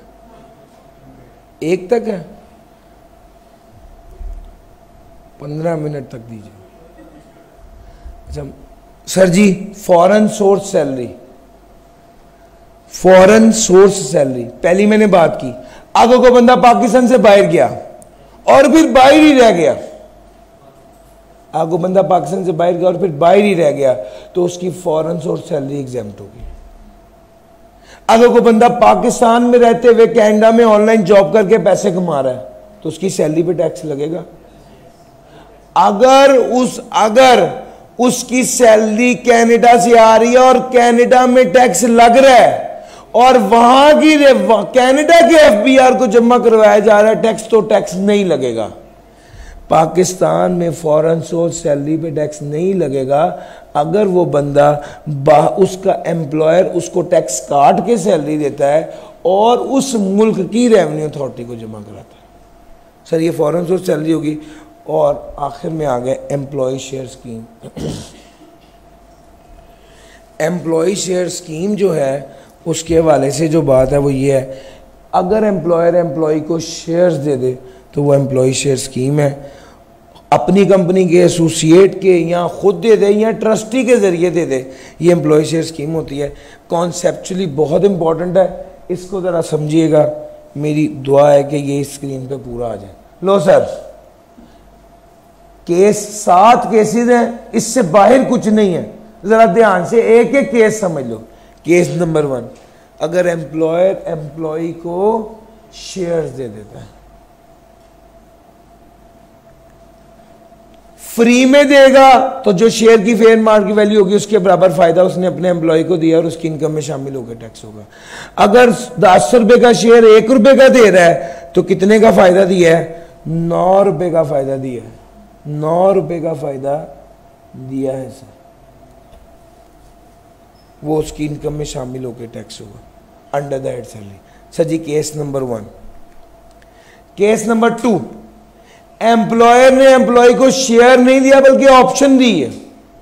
सर शेयर और ऑप्शन दी है, शेयर नहीं, शेयर और चीज है और ऑप्शन और चीज है। ऑप्शन तो वो पेपर है जिसके साथ वो एक्सरसाइज प्राइस जमा कराएगा तो उसे शेयर मिलेंगे। यार मेरी बात समझ आ रही है? ऑप्शन शेयर नहीं है। ऑप्शन या राइट वो डॉक्यूमेंट है जिसके जरिए उसके पास ये ऑप्शन आ जाती है कि वो शेयर खरीद सके। ऑप्शन का नाम ही ऑप्शन इसलिए है कि वो ऑप्शन टू बाय शेयर है। आपकी मर्जी है, आपके पास ऑप्शन आ गई, ऑप्शन आपका दिल चाहे आप ऑप्शन को बेच दें, आपका दिल चाहे आप ऑप्शन को एक्सरसाइज कर लें। अगर आपने ऑप्शन को बेच दिया, सर जी केस नंबर 2 ही है। जिस वक्त आपके एम्प्लॉयर ने आपको कहा कि ये 100 रुपए वाला शेयर है, मैं लिख देता हूं मिस्टर अली इमरान को 10 रुपए के हिसाब से शेयर दे दिए जाएं, मेरी मर्जी है। अब मैं कंपनी के ऑफिस में जाकर उसे ये वाला कागज दिखाऊंगा तो वो मुझे 1000 शेयर 10 रुपए के हिसाब से दे देगा। सर जी मेरी बात समझ आ रही है? ये ऑप्शन है। मेरे पास सिर्फ कागज है, मैं चाहूं तो दफ्तर में जाके इस ऑप्शन को एक्सरसाइज कर लूं, मैं चाहूं तो अपने दोस्त को ये कागज बेच दूं। लेकिन जब कागज मुझे मिला, ये शेयर खरीदने की ऑप्शन मुझे मिली, तो उस पर टैक्स नहीं लगेगा। ऑप्शन पे टैक्सेबिलिटी नहीं होती। हाँ अगर मैं ऑप्शन को बेच दूं तो जो पैसे कमाऊंगा उस पर टैक्स लगेगा। चौथे नंबर पे, अगर मैं ऑप्शन को एक्सरसाइज कर लूं, वो कागज मुझे दिया गया तो उस कागज पे लिखा होता कि मिस्टर अली इमरान को 1000 शेयर 10 रुपए के हिसाब से दे दिए जाएं। मैं वो कंपनी के दफ्तर में लेके गया, उसने मुझे 1000 शेयर 10 रुपए के हिसाब से दे दिए, 10,000 रुपया मुझसे वसूल कर लिया। उस दिन शेयर की वैल्यू 100 रुपए थी, तो फेयर मार्केट वैल्यू हो गई 1 लाख, कॉस्ट ऑफ ऑप्शन हो गई 1000, एक्सरसाइज प्राइस हो गई 10,000 रुपये। अगर ऑप्शन मैंने 1000 रुपए की खरीदी थी, एक्सरसाइज प्राइस वो जो कागज था जो मेरे नाम बनाया गया था उसके 1000 रुपए पे किए थे, मैंने शेयर खरीदा एक शेयर 10 रुपए के हिसाब से, तो मेरा 11 रुपए पर शेयर खर्चा आया है और मुझे 89 रुपये पर शेयर का फायदा हुआ है। सर जी मेरी बात समझ आ रही? तो ये 89,000 taxable under the head salary होगा। ये केस नंबर 4 है। केस नंबर 5, असल में होता ये है कि एम्प्लॉयर ने एम्प्लॉय को शेयर्स क्यों दिए थे? ताकि उसके अंदर एक सेंस ऑफ ओनरशिप पैदा हो, ताकि उसको ये लगे कि ये कंपनी मेरी है, मैं इसका मालिक हूँ, मैं कंपनी के लिए मेहनत करूँगा तो कंपनी को फ़ायदा होगा, कंपनी को फ़ायदा होगा तो कंपनी के शेयर की प्राइस बढ़ेगी, तो फ़ायदा अल्टीमेटली मुझे होगा। एम्प्लॉयर ने तो ये सोच के शेयर दिए थे, लेकिन एम्प्लॉय के हाथ शेयर आए, उसने पहला काम ये किया कि उसे बेच दिया। तो फिर एम्प्लॉयर ने कहा नहीं, ऐसे नहीं, मैंने तुम्हें शेयर दिए हैं लेकिन तुम 3 साल तक इसको ट्रांसफ़र नहीं। बाज़ केसेस में रिस्ट्रिक्शन ऑन ट्रांसफ़र होती है। अगर रिस्ट्रिक्शन ऑन ट्रांसफ़र का लफ्ज़ लिखा हुआ है तो इसका मतलब है रिस्ट्रिक्शन है, अगर खामोशी है तो इसका मतलब है रिस्ट्रिक्शन नहीं है। अगर वो कहते बेच नहीं सकते तो इसका मतलब है असल में आप अभी सही तरह पूरे मालिक बने ही नहीं हो। तो भाई जब रिस्ट्रिक्शन पीरियड ख़त्म होगा तब आप मालिक बनोगे। जब आप मालिक बने, लेट से उस दिन रेट था 140 रुपये, fair market value after the restriction period rate हो गया 140 रुपये, ऑप्शन की कॉस्ट थी 1000 रुपये, एक्सरसाइज प्राइस थी 10,000 रुपये, 129,000 का फ़ायदा आपको हो गया। ये फ़ायदा आपके एम्प्लॉयर ने आपको दिया है, आपकी इनकम में शामिल होगा और टैक्सेबल होगा अंडर दैट सैलरी। सर जी मेरी बात समझ आ गई? मैं यहाँ पर रुक के आपको एक जुमला बोलने लगा हूँ। आपको आपके एम्प्लॉयर ने ऑप्शन दिया, आपने उससे जो फायदा उठाया टैक्सेबल अंडर दैट सैलरी। आपके एम्प्लॉयर ने आपको शेयर्स दिए, वो शेयर्स बगैर पैसों के दिए, तो जितने शेयर्स उसने आपको दिए थे आपकी इनकम में उसकी फेयर मार्केट वैल्यू आपकी इनकम में शामिल होकर टैक्स होगी। आपके एम्प्लॉयर ने आपको ऑप्शन दी, आपने उस ऑप्शन को बेचकर जो पैसे कमाए वो भी आपकी इनकम में शामिल होंगे। आपके एम्प्लॉयर ने आपको ऑप्शन दी, आपने उस ऑप्शन को एक्सरसाइज किया, फेयर मार्केट वैल्यू में से कॉस्ट ऑफ ऑप्शन और एक्सरसाइज प्राइस निकाली, यानी जितना फायदा आपको हुआ आपकी इनकम में शामिल हो गया। आप केस नंबर 5, आपके एम्प्लॉयर ने आपको शेयर्स दिए और रिस्ट्रिक्शन थी शेयर के ऊपर, वो रिस्ट्रिक्शन पीरियड खत्म होने के बाद आप उसके मालिक बने। गेम है मालिक बनने की। जब आप मालिक बन गए उस दिन जितना फायदा हुआ आपकी इनकम में शामिल होकर टैक्स होगा। आप मालिक बन गए, आपके पास 2 ऑप्शन है, या शेयर बेच दोगे या शेयर अपने पास रखोगे। अगर आपने शेयर बेच दिए तो जितना फायदा भी होगा वो सारा टैक्सेबल अंडर दैट सैलरी होगा। लेकिन अगर आपने शेयर अपने पास रखे और शेयर की कीमत बढ़ के हो गई 160 रुपये, अब मेरी बात आराम से सुनो, आप शेयर के मालिक बन चुके थे, आपके एम्प्लॉयर ने जो फायदा आपको देना था दे दिया था, अब आपने शेयर अपने पास रखे, शेयर की कीमत बढ़ गई, ये फायदा आपके एम्प्लॉयर ने आपको नहीं दिया, ये फायदा शेयर की कीमत बढ़ने की वजह से मिला है। जो फायदा शेयर की कीमत बढ़ने की वजह से आपको मिला है वो आपकी इनकम फ्रॉम सैलरी में शामिल नहीं होगा, वो फायदा आपके एम्प्लॉयर ने आपको नहीं दिया, वो फायदा वो इनकम फ्रॉम सैलरी में नहीं आएगा, बल्कि किस साइड में आएगा? कैपिटल। सही समझ आ गई? ये असल गेम है। कॉस्ट ऑफ ऑप्शन आ गई 1000 रुपये। अब या रिस्ट्रिक्शन होगी या रिस्ट्रिक्शन नहीं होगी, मुझे इससे फर्क नहीं पड़ता। जब एक बार मैं मालिक बन गया, उसके बाद मैंने शेयर को होल्ड किया, फिर मैंने शेयर को बेचा, तो मालिक बनने पर जो भी कॉस्ट ऑफ ऑप्शन और एक्सरसाइज प्राइस थी वही वाली रहेगी। हाँ, अलबत्ता तीसरी चीज ऐड हो जाएगी, जो amount taxable under that salary थी। मैंने यहां पर केस नंबर 5 से केस नंबर 6 पे गया हूं, तो भैया कितनी अंडर दैट?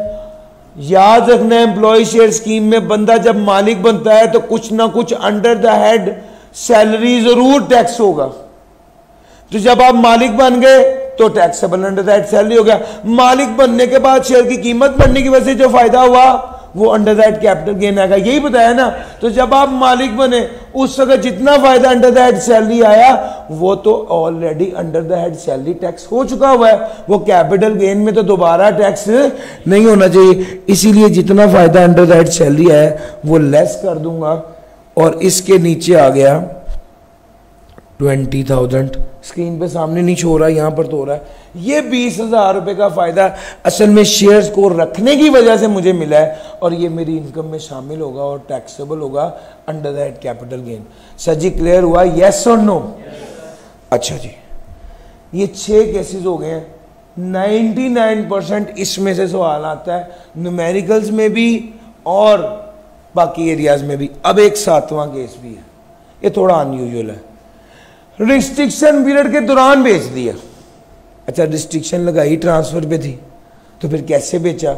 मिसाल के तौर पे आपने अपने दोस्त को कहा मैं ये शेयर तुम्हें दे देता हूँ, अब कीमत बढ़े या कम हो मुझे इससे फर्क नहीं पड़ता, जब रिस्ट्रिक्शन पीरियड खत्म होगी मैं तुम्हारे नाम भी कर दूंगा। मैंने वो शेयर बेच दिए, ड्यूरिंग द रिस्ट्रिक्शन पीरियड बेच दिए। इस केस में मैं fair market value after the restriction period नहीं लूंगा, डिस्पोजल प्रोसीड लूंगा, उसमें से लेस करूंगा cost of option, exercise price, और जो बेनिफिट आएगा वो टैक्सेबल अंडर दैट सैलरी जाएगा। दो बातें जो बहुत ज्यादा सवाल आते हैं, एक तो ये वो आपको कहते थे आपने ऑप्शन एक्वायर की 1 लाख रुपए की, उस दिन ऑप्शन की फेयर मार्केट वैल्यू 1.5 लाख थी, आपने कहना जितनी भी हो मुझे फर्क नहीं पड़ता, ऑप्शन एक्वायर करने पर कोई टैक्सेबिलिटी नहीं। ये बार बार सवाल है। दूसरा सवाल है वो आपको कहता है ड्यूरिंग द रिस्ट्रिक्शन पीरियड मैंने शेयर बेच दिए,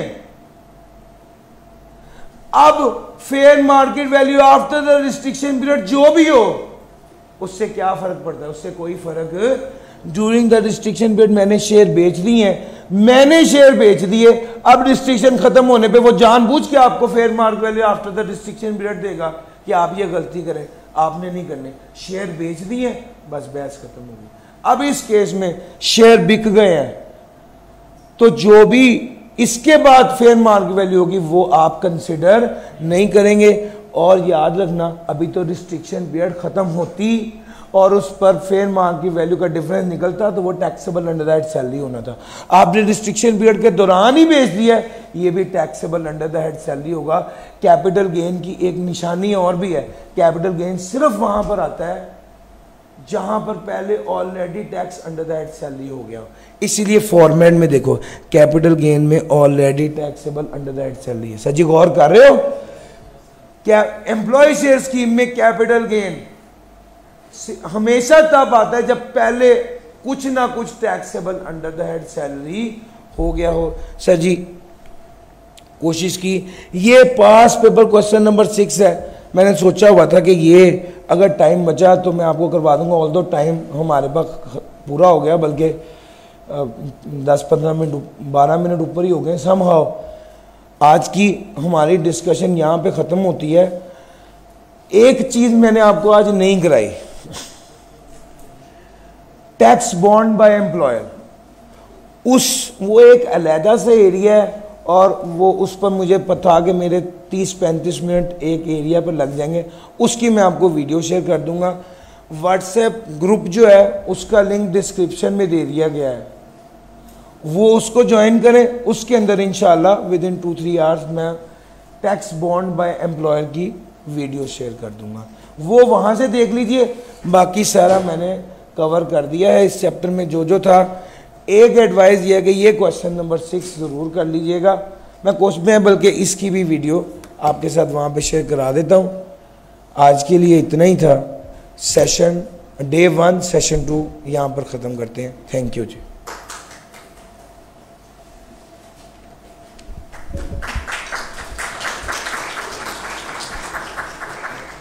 Dear students, we have completed the first of 5 exam focus European sessions of CAF2 text practices. The material being used today would be shared using a link under the video of this session on Facebook page, which is icap.cs students. Sir Ali Imran delivered the lecture with full devotion and dedication. Please give Sir a big round of applause. Sir, thank you very much. CAF 3 cost and management accounting session will be conducted today from 2 to 5:30 p.m. Till then, take care and Allah Hafiz.